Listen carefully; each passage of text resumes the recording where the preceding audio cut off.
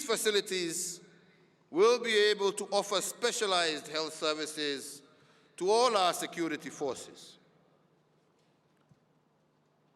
So the infrastructure development during my tenure was affirmation of the promise to transform Kenya as a strategic frontier featuring strategic prioritized projects.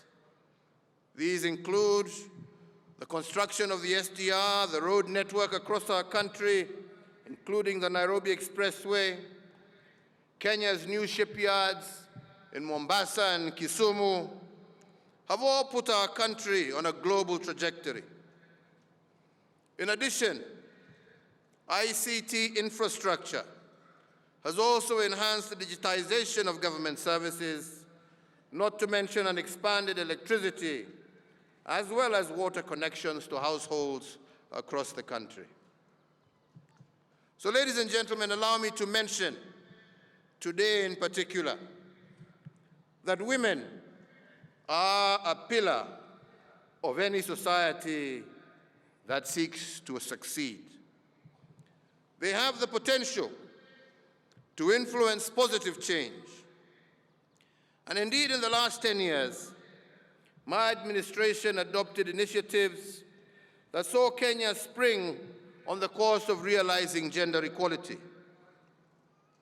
Policies were championed in government departments and ministries to achieve gender equality and in the empowerment of women in governance.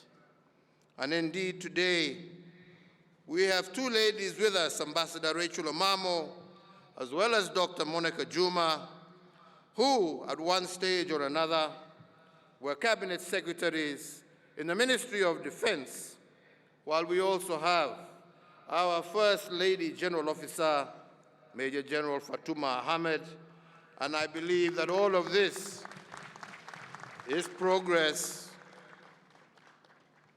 towards involving and ensuring that gender is taken into account in all policies and in all areas of governance. So, ladies and gentlemen, to UKDF, I want to pay particular tribute.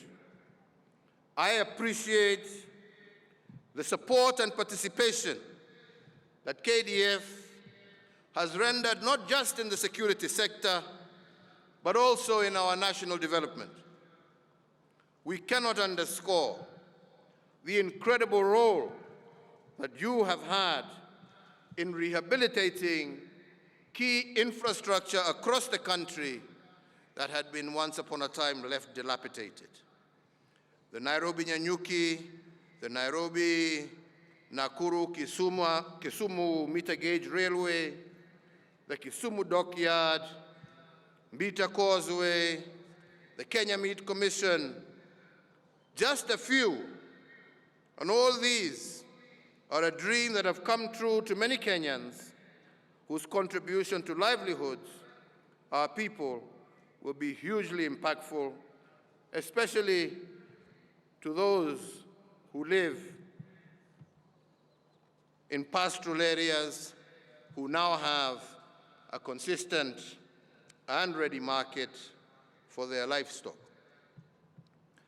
Furthermore, under the affordable housing pillar, through the public-private partnership, the construction of 3,500 housing units for service members in Nairobi, Mombasa, Nakuru, and Nyanyuki has commenced, as well as the NCO facility that is being developed in Gilgil. To support the preservation as well as presentation of our history and our cultural heritage, the KDF led a multi-agency team in the construction of the Uhuru Gardens National Monument and Museum, which will be a central place for the preservation of our history and heritage. The Defense Forces counter-terrorism efforts, together with those of other security agencies, will continue to be crucial in ensuring our national security. So I salute each and every one of you, ladies and gentlemen, for your commitment and dedication to duty, your selfless service to our country,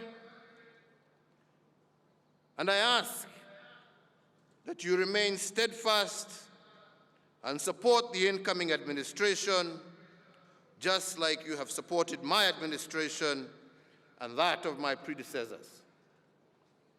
As we depend on God to protect our beloved country, we all look upon you to implement this prayer by defending our territorial integrity and sovereignty, and by always being mission ready.